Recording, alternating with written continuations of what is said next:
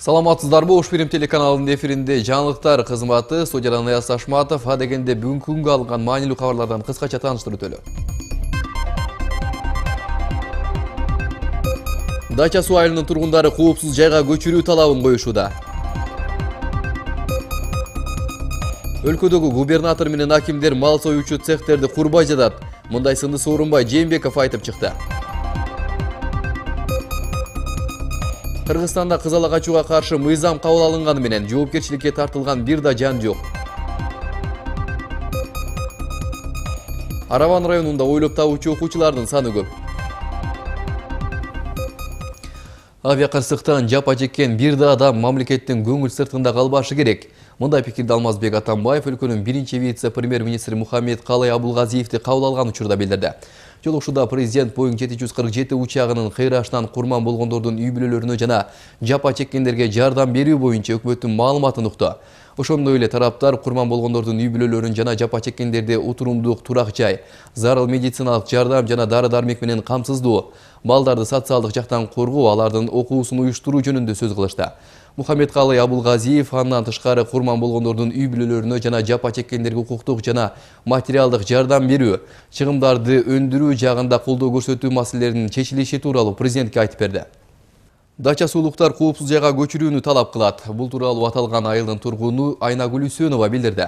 Анын айтуусунда быйыл 16 январда учак кулап түшкөн айылдагы 230 үй учуп конуу тилкесинин маңдайында жайгашкандыктан ал жерде жашоо кооптуу. Айнагүл Үсөнова бул конушту толугу менен коопсуз жерге көчүрүү боюнча өкмөттүн планы жок экенин айтып, эл маселе жакында чечилбей турганына көзү жетип калганын кошумчалады. Андыктан жакында турак жай маселесин чечип берүү талабы менен бийликке кайрылууга ниеттенип жатышат. Буга чейин өкмөт өкүлдөрү менен жолугушууда жергиликтүү тургундар башка жактан жер бөлүүнү сурашкан.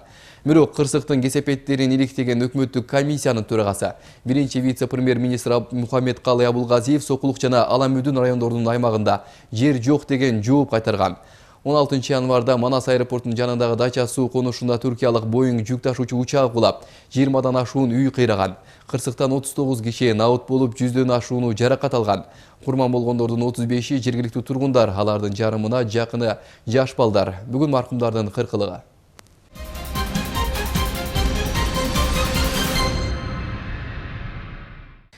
Сооронбай Жээнбеков бүгүн өкмөттүн жыйынында губернаторлор менен акимдерди мал союу цехтерин курбай жатышкандыктары үчүн сындады. Анын айтымында өлкөдө жалпысынан 45 мал союу цехтери курулушу керек. Азырынча жок дегенде 10 мал союучу цехтерин куруу зарыл. Каражат бар, бирок курбай жатасыңар. Орус-кыргыз өнүктүрүү фонду бул цехтерди курулушун каржылоого даяр. Биз завод же фабрика кургула дегенибиз жок. Жөнөкөй эле мал союу цехтерин кургула деп жатабыз. Эсиңерге алып койгула, бул багытта ишти башташыңар керек деди Сооронбай Жээнбеков. Премьер-министр чет өлкөлөр Кыргыз Республикасынан продукция сатып алууну каалап жатышканын, маселе сапатта жана көлөмдө тургандыгын белгиледи. Ошондой эле министрлер кабинетинин башчысы логистикалык борборлордун курулушуна да токтолду.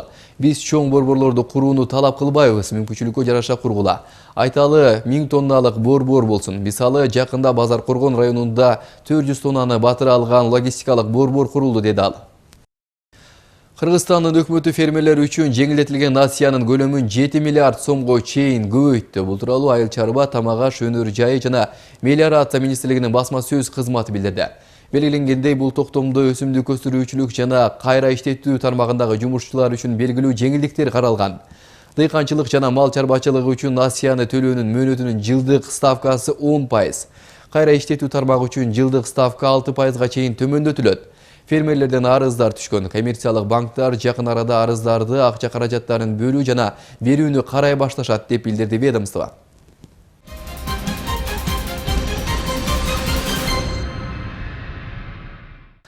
Ош шаарынын 2017 жылга карата бюджети 6 март күнү шаардык кеңештин сессиясында бекитилет. Бүгүн шаар кеңешинин депутаттары атайын жыйында мындай чечимге келишти.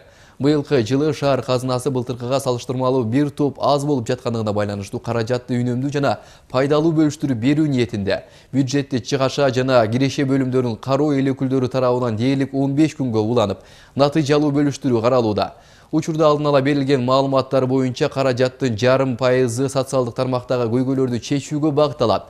Ал эми 6 мартка белгиленген эл өкүлдөрүнүн сессиясында кала башчысы Айтмамат Кадырбаевдин да өткөн жылда аткарган иштери боюнча маалымат берилип, алга койгон иш пландары да кароого алынат.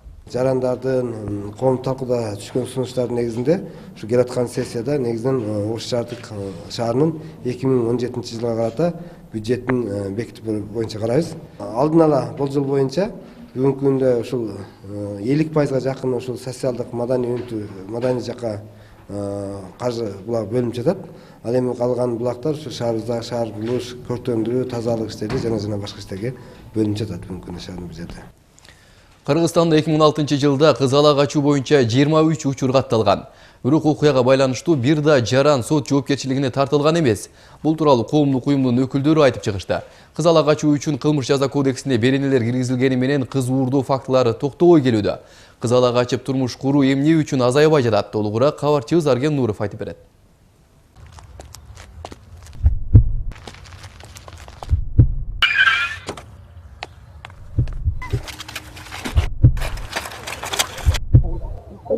Кыргызстандагы бейөкмөт уюмдары соңку 3-4 жыл аралыгында кыз ала качууга каршы кабыл алынган мыйзам кандай иштегени тууралуу мониторинг жүргүзгөн. Эркектер зомбулукка каршы коомдук уюмунун өкүлү Марат Алиаскаров кыз ала качуу үчүн жазаны катаалдаштырган мыйзамдын аркасы менен кылмыштын саны азайды деп белгилейт. Бирок ал келтирген статистикалык маалыматтарга назар салсак, 2013 жылы 22 факты катталса, 2016 жылы бул көрсөткүч 1 учурга өскөн. Бейөкмөт уюмдарынын сурамжылоосунда көбүнесе ала качкандар үйлөнүүгө чыгымдарды аз сарптоону каалагандар. 2013 жылга чейин ала качуу жолу менен үйлөнгөн жаштардын саны жашы 25ке чейин болсо, бүгүнкү күндө 25тен өйдө болуп калыптыр да. Эмнеге деп сурасак, бул көбүнчө учурда жанагы тартип бузган жаштар бар го, мындайча айтканда хулигандар, ошондойлор жаш кезинде өзүлөрүн таба албай, анан кийин уже кыздар карабай калганда деп атышат да, мындайча айтканда. Ошо ала качуу жолу менен үйлөнүп атышат депчи. Ошондой баягы сурамжылап келгенде ошондой жыйынтыкка келдик да. Байкоочулар кыз ала качып турмуш куруу салты Борбор Азия элдерине таандык салт экенин белгилешет. 2013 жылы Кыргызстанда кыз ала качууга каршы мыйзам кабыл алынып, кылмыш жаза кодексинин 155 беренеси ишке кирген. Ага чейин зордук менен никеге тургандар жазаланган эмес. Ички иштер кызматкерлери мыйзам кабыл алынгандан кийин ала качкандар биротоло токтой электигин, бирок кылмышка баргандардын ичинен жоопкерчиликке тартылгандар жокко эсе экенин кабарлайт. 2016 жылы бары бергеп 6 факт кыз ала качуу бизде Ош шаарында катталган. Бирок 6 факт боюнча кылмыш иш козголгон жок. Бардык кылмыш иш козгоодон баш тартылып атат. Бир факты кыз эч кандай арыз дооматым жок деп арызданбай коюп атат. Экинчиси кылмыштын белгиси болгон жок. Анан 4 факты өз ара келишип алышып ататтар.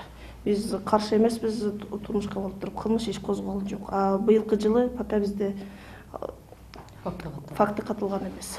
Милиция зордук менен никеге туруу аракеттерине байланышкан фактыларды тергеп баштаганда көбүнесе тараптардын жарашуусу менен маселе жөнгө салынып калат. Бул учурда милиция ишти андан ары жүргүзө албай калат. Сурамжылоо жүргүзгөн бейөкмөт уюмдары Кыргызстан боюнча ала качуу учуру Талас облусунда көп катталаарын айтышат. Ошондой эле шаардан караганда айыл жергеси ала качуунун аймагы экенин белгилешет. Менин келген сурамжылоодо 2015 жылы 4 иш, Ош обласу боюнча 4 иш козголгон, мен билишим боюнча 4 иш козголгон, 4 факт боюнча. Ошонун 3-өсү боюнча встречный менен сот учурунда иш кыскартылган, бирөөгө өкүм чыккан да, условный. Бул жактан соттун өкүлдөрү айтып кетти го дейм. Жалал Абад боюнча 7 факт катылган, бирок экөө эле сот ишине жеткирилген да. Кыргызстанда ала качуунун кесепеттерин иликтөө максатында бир катар изилдөөлөр жүргүзүлгөн. Акыйкатчынын адам укуктарын коргоо боюнча 2009 жылга карата докладында айыл жерлеринде никелердин 60% ала качуунун аркасы менен кыйылгандыгы көрсөтүлгөн. Психологдордун айтымында бири-бирин тааныбай туруп баш кошкондордун арасында тез эле эки жолго түшкөндөр көп болот. Ажырашуунун көбөйүшүнүн кесепетинен социалдык жетимдердин саны өсүп жатат. Арген Нуров, Самат Сайдамат уулу, Ош Пирим жаңылыктары.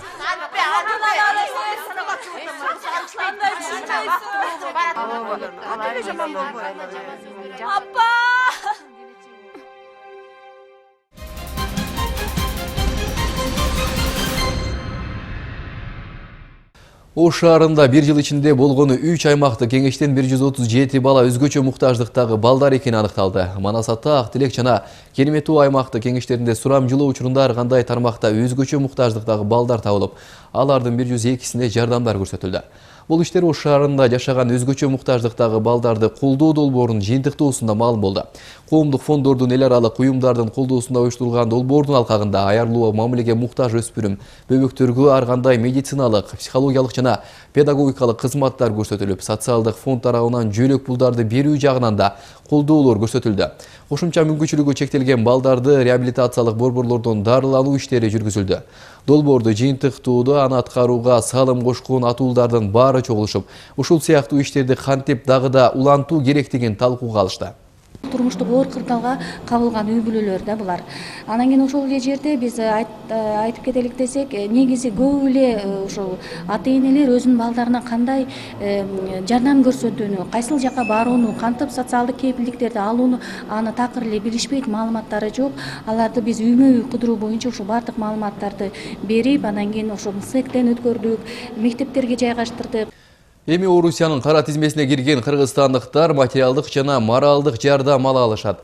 Миграция кызматы USAID уюму менен биргеликте атайын долбоор ишке кирди. Анын негизинде мигранттарга юридикалык кеңеш жана жеке иш баштап кетүүсүнө да көмөк көрсөтүшөт. Ушул жылдын башынан ишке киришкен долбоор 5 жылга созулмакчы.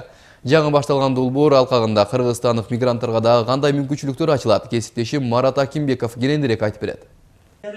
Мигранттарга арналган атайын долбоор январь айында ишке киришти. Анын негизинде эми мигранттарга кара тизмеден чыгуу жолдору, ишке орношуу жана чет элдеги бош жумуш орундуктары тууралуу маалымат берилет. Мындан сырткары аз камсыз болгон мигранттарга материалдык жактан колдоо болуп, чет жакта жүрүп, ооруп калган жарандарга да дары-дармек жагынан жардам көрсөтүлөт. Мындай кызматтар атайын долбоордун негизинде акысыз болоорун айтышат. Эч кандай акча алынбайт.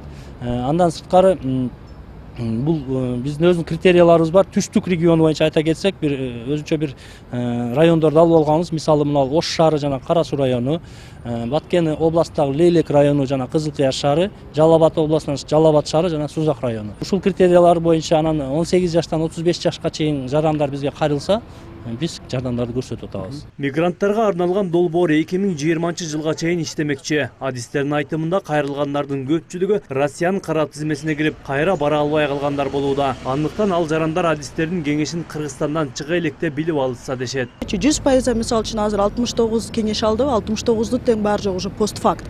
То есть келгендер уже келип уже кете албай же билет ала албагандар, ошолор кайрылып атат да. Бизге кантип кайрылса болот? Бизге кайрылса болот ошо айтылган үстүдө Ош, Жалал Абад, Баткен, Ош, Жалал Абад, Баткен 3 областта жайгашкан. Бул Жалал Абадда Пушкин 48-де, Баткенде бул Исфана стадионный көчөсү 4-тө, а Ошто Кооператив 69-да. Мигранттарды колдоого алган дагы бир долбоор ишке кирди. Ал башка мамлекеттен кара тизмесине кирип, кайра бара албай калгандарга арналат. Анын алкагында кыргызстандык мигранттарга юридикалык кеңеш берүүдөн сырткары жеке иш баштоого көмөк көрсөтүлөт. Бул долбоор 1 жыл гана иштеп, мигранттардын жеке ишкерлик кылуусуна материалдык жардам берилет. Биздин максат ушул мигранттарды бир кандайдыр бир бизнеске үйрөтүү, бир багыт берүү, бир бизнести баштоо. Жок дегенде ушул жерде отуруп азыр эми жумушсуз калып калыштылар. Баары Россияга бара алышпайт. Ошондуктан бул жерде ошол үй бүлөсүн багуу максатында, кантип үй бүлөсүн бакса болот, кантип маяна тапса болот, ошол максатта биз буларга өз ыктыярында кандай колунан эмне келет, мисалы тигүүчүлүк келсе швейный оборудованияларды алып берип атабыз, кичиретүүчүлүк келсе сварочный оборудованияларды алып берип атабыз. Ушундай материалдык жардамдарды көрсөтүп атабыз. Маалыматка караганда, чет элге жумуш издеп кеткендердин басымдуу бөлүгү өлкөнүн түштүк аймагынан. Андыктан Ош шаардык кеңеши өткөн жылы жабылып калган миграция кызматын кайра ачуу маселесин көтөрүүдө. Бул боюнча атайын туруктуу комиссия түзүлүп, миграция кызматына кайрылышмакчы. Депутаттардын белгилөөсүндө кара тизмеге кирген жарандардын 70%дан ашууну Ош, Жалал Абад жана Баткен облусунун тургундары. Алардын кайрылуусунун негизинде миграция кызматынын Ош шаарында кеңсесин ачуу зарылдыгы бар. Жогорку органдарга кайрылып, башкармалыкты кайтаруу маселесин карайлы деп атабыз. Ошол эле убакта биздин жарандардан келип түшкөн бир топ маселелер бар. Ошол эле кара тизме боюнча жанакы чет өлкөлүк жарандардын мындай ишкердикти жүргүзүү үчүн, инвестиция алып келүү үчүн баягы жумушка уруксат кагаздары дегендей. Ошол мындайча айтканда шаарыбызга кандай кылсак биздин жарандарга шарт түзүлөт, кандай кылсак инвестиция келет, кандай кылсак мигранттардын укугу корголот. Ушунун тегерегиндеги сөз. Жалпысынан Орусиянын кара тизмесинде 110 миң кыргызстандык бар. Миграция кызматынын маалыматы боюнча ушул тапта Орусияда 600 миңден, ал эми Казакстанда 110 миңден ашуун кыргызстандыктар иштешет. Марат Акимбек уулу, Тайыр Аматжан уулу, Ош Берим жаңылыктары. Ал эми азыр болсо кезек дүйнөдө болуп жаткан соңку кабарларда.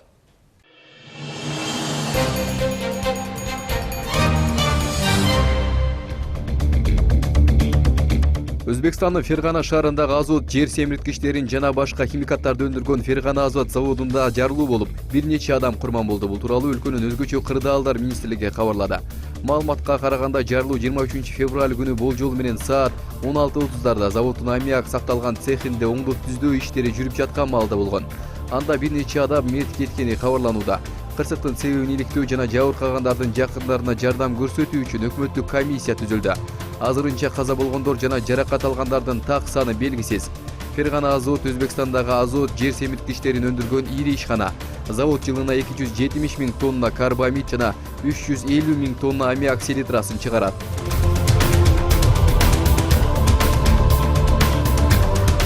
Пакистандын Лахор шаарында бомба жардырылды. Жардыруудан 8 киши мерт кетип, 20га жакын адам жарадар болгону кабарланды. Пенджаб провинциясынын расмийлеринин маалыматы боюнча 23 февралдагы жардыруу соода түйүндөрү жыш жайгашкан райондо болду. Жардыруу болгон ресторандын айланасын полиция курчап, тергөө амалдарын жүргүзүүдө.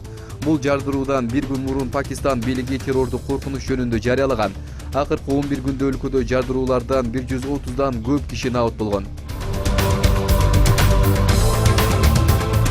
Ирак күчтөрү Мосул аба майданын колуна алды. Бул тууралуу Ирактын мамлекеттик телеканалы кабарлады. 23 февралда Ирак күчтөрү түштүк тараптан кирип экстремисттик топтун Мосул шаарынын аба майданын бошотуу операциясын баштаган.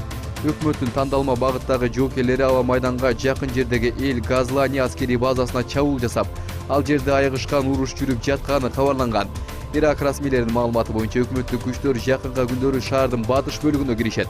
19 февралда башталган операциядан бери 120 чарчы чакырым жер бошотулду. Мосул шаарын Алтоп 2014-жылы басып алган. Өткөн жылы октябрь айында аны бошотуу боюнча Ирак күчтөрүнүн операциясынын биринчи бөлүгүндө Мосулдун чыгыш тарабы бошотулган. АКШ аскерлеринин маалыматы боюнча Мосулдун Тигр дарыясынын батыш тарабында 2000дей жоочу бар. Алар көзөмөлдөгөн аймакта 750 миңдей адам жашайт.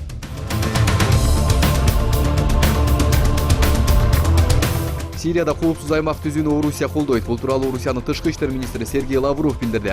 Анын ырасташынча бул маселени Сирия өкмөтү менен макулдашуу керек. Албетте биз Сирия аймагы боюнча андай демилгелер Сирия өкмөтү менен макулдашуу керек дейбиз. Лавровдун Сирияда коопсуздук аймак түзүү максатындагы АКШ планы боюнча мамлекеттик катчы Рекс Тиллерсон менен Германияда учкай сүйлөшкөнүн. Бирок Тиллерсон план иштелип жатканын айтуу менен чектелгенин билдирди. АКШ президенти Дональд Трамп Сирияда коопсуздук аймак түзүүнү сунуштаган. Андай аймакта согуштун айынан Европа жана АКШга барууну көздөгөн качкындар жайгашуусу керек. Трамп коопсуз аймакта түзүү планын Пентагон менен мамлекеттик департаментке тапшырган.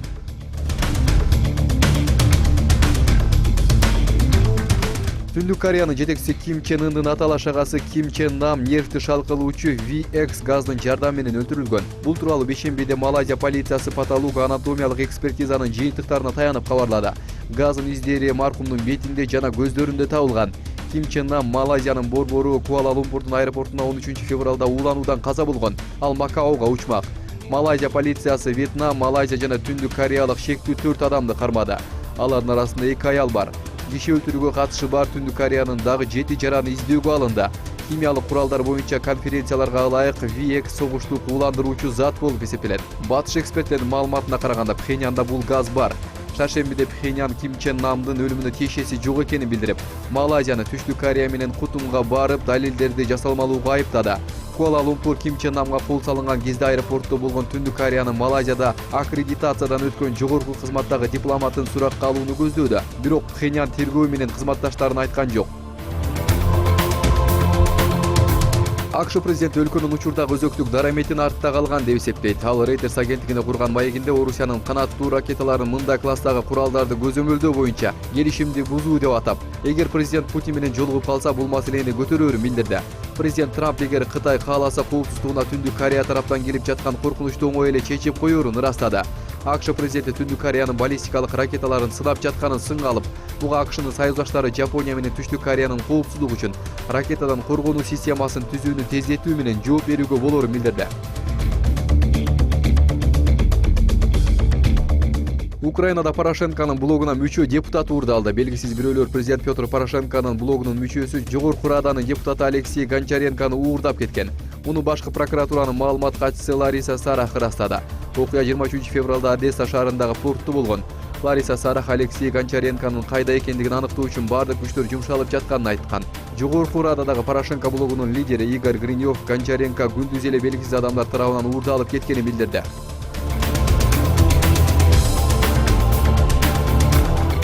Синьцзянь уйгур автоном районунун бийлиги терроризм жана экстремизм менен алектенгендер жөнүндө маалымат бергендерге сыйакы бөлдү. Reuters агенттигинин берген маалыматына ылайык ал үчүн 100 миллион юань, жолусу 14,5 миллион доллар каралган. Бир жолку сыйакынын максималдуу өлчөмү 5 миллион юань. Мындай сумма боло турган теракттар жөнүндө маалымат бергендерге каралат. Ал эми экстремисттер жихадды пропаганда кылгандар жөнүндө маалымат бергендерге же чек араны мыйзамсыз өтүүгө аракет жасаган уюмдар жөнүндө маалымат бергендерге 2-3 миллион юань каралган. Эске салсак, буга чейин Синьцзянь бийлиги террорист жана сепаратисттерди коркутуу максатында парад өткөргөн. Иш-чара Хотан шаарында өткөн.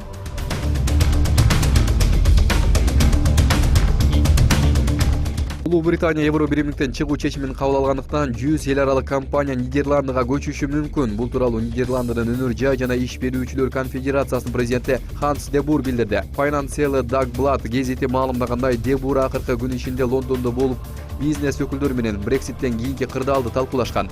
Конфедерация президенти Нидерландыга көчүп өтүү пайыздык өлчөмү мурдага караганда кыйла жогору экенин баса белгиледи. Ал мындай кадамга барууга Улуу Британияда так бир позициясынын жоктугун жүйө келтирди. 100гө жакын компания тууралуу сөз болуп жатат. Алардын көпчүлүгү каржылык сектордо эмес, дейт жетекчи. Президент конкреттүү уюмдардын атын атаган эмес. Ошондой эле Бур Европа биримдиги Брекситке жол бербөө зарыл. Эгер ага уруксат берилчү болсо, Улуу Британияда Евро биримдиктин бажы биримдигин сактап калуу үчүн бир топ амалдарды ишке ашырууга туура келерин эскертет.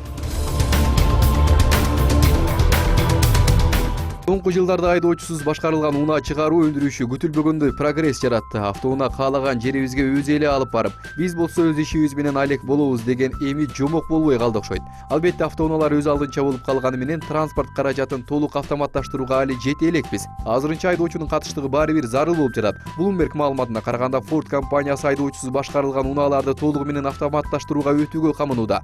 Анткени айдоочусуз башкарылган унааларды сыноо учурунда инженерлер зериккенден рулда баратып уктап калып жатышат. Алар кыла турган эч нерсе жок деп жазды Bloomberg. Ford компаниясы BBC'ге бул айтылгандар чындыкка жакын, бирок инженерлер сыноо учурунда уктап калат деген жалган деп билдирди. Компаниянын билдирүүсүндө толугу менен автоунаа көз карандысыз болбосо, ал айдоочуга күмөнсүнгөн коопсуздук сезимин пайда кылат деп айтылат. Айрым бир кырдаалдарда автоматтык башкаруу системасы иштебей калса, анда айдоочу кырдаалды бат жөнгө салып кете албай калышы да мүмкүн. Ошондуктан Ford түз эле автоунаа инженерлер коомунун классификациясындагы 4-деңгээлге өтүүнү эсепке алууда. Бул деген толук автоматташтырууга өтүү. Интернетке панданын баласы зоопарк кызматкеринин бутун кучактап, анын иштөөсүнө жолтоо болуп жаткан видео чыккан. Аталган видеороликти Facebook баракчасынан бир нече күндүн ичинде эле миллиондогон адам көргөн. Mashable агенттигинин берген маалыматына ылайык, окуя Кытайдын Сычуань облусундагы чоң пандаларды асыруу борборунда болгон. 22 февралда чыккан видеодо кичинекей панда аталган борбордун кызматчысын өзүнө көңүл бурдуруу максатында кучактайт. Панданын баласы алакандары менен кызматкердин бутун кучактап, анын шымынан тиштегилейт. Зоопарктын жумушчусу аны башка жакка алып барып койсо кайра келип алат. Ар күнү жумушка барууну кыялданткан жумуш экен деп жазган колдонуучулардын бири. Анын оюна көпчүлүк интернет колдонуучулар кошулуп зоопарктын кызматкерине суктанышкан. Америкалык рэпер Eminem менен ырчы Риананын The Monster ырын ырдаган тоту куш интернетте чыныгы жылдызга айланганын RIA Новости маалымат агенттиги билдирди. Айрым интернет колдонуучулар тоту куштун талантын жогору баалашты. Мехти аттуу колдонуучу бул тоту куш менден дагы жакшы ырдайт экен деген пикирди жазды. Джон Джей жана Ричи аттуу колдонуучу Риананын өзүндөй ырдаган бул тоту кушту көрүп бардыгы акылын жоготту окшойт деди.